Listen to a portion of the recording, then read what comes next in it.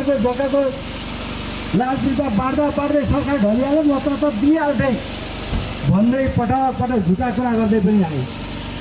हामी तपाईँलाई आश्वासन बाहेर झुटा कुरा गर्दैनौँ।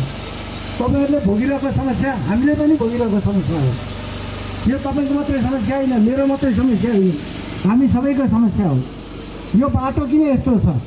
हाम्रा केटाकेटी किन रोगी छन्? हाम्रा केटाकेटीले कम खर्चमा अथवा निःशुल्क सरकारी स्कुल किन पढ्न पाउँदैनन्? हामीले केही गर्न खोज्दा किन सफल हुँदैन? यो प्रश्न अब संसदमा उठ्नुपर्छ।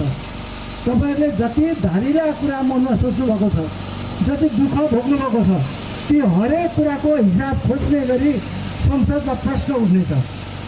त्यो म उठाउँछु, मेरो जिम्मा भयो। तपाईँहरूले केवल 2 भोट घन्टीलाई दिनु होला। यदि यी प्रश्नहरू उठाउन आवश्यक छन् भन्ने लाग्छ भने, यो प्रश्नहरू पुरानाले उठाएनन्, आफआफ्नो गोजी गरे, आफआफ्नै ठुला कुरा गरे भन्ने मात्रै लाग्छ भने नयाँलाई एकपटक विश्वास गर्नु होला। यो पटक गर्न सकेन भने अर्को पटक अर्को बहादुर आउँछ, अर्को नयाँ आउँछ, उसले झन् अगाडि बढाउँछ। त्यो गर्न सक्ने ठाउँ छँदैछ। त्यही भएर पुरानालाई सजाय दिन पनि, पुरानाबाट चल्दैन, अब तिमीहरूबाट चल्दैन, हामीलाई नयाँ चाहिन्छ भन्नका लागि पनि नयाँलाई भोट दिनु होला, घन्टीलाई भोट दिनु होला र भोट नबाडिदिनु होला। 2टा भोट दिनु पाउँछ हरेक मान्छेले, एउटा समानुपातिकमा, अर्को प्रत्यक्षमा। 2टै भोटमा सिधा दाहिनेतिर हेर्नु हो भने 4थो नम्बरमा घन्टी देखिन्छ। घन्टीमा 4 कुना मिलाएर चिन्हलाई नछाएर कोठाभित्र पर्ने गरी घन्टी चिन्हमा छाप हालिदिनु होला।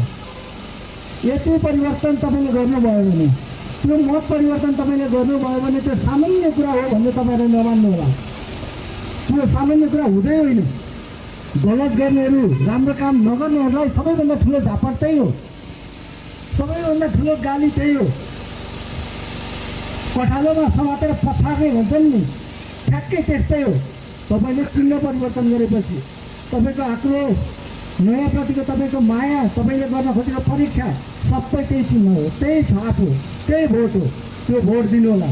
हामी सबै यो परिवर्तनमा सँगसँगै अगाडि बढौँ। यति भन्दै आउँदो फागुन 21 को निर्वाचनमा घन्टीमा 2 छाप लगाइदिनुहुन्छ भन्ने विश्वासका साथ हामी यहाँबाट जाँदैछौँ।